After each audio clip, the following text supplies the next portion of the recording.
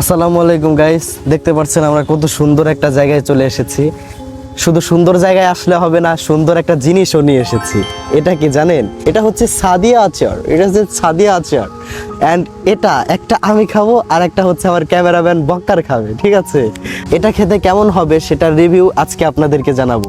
তো কি বক্কারের মুখ থেকে শুনুন। এই না মিয়া,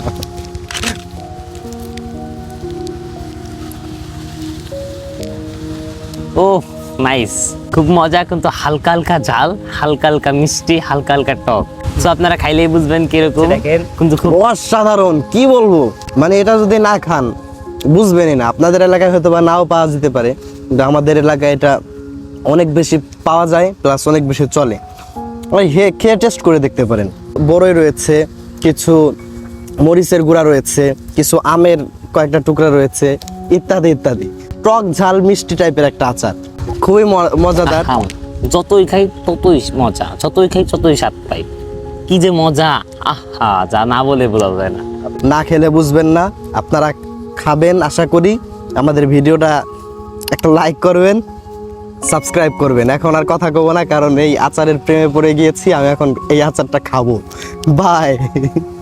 টাটা, গুড বাই, আল্লাহ হাফেজ।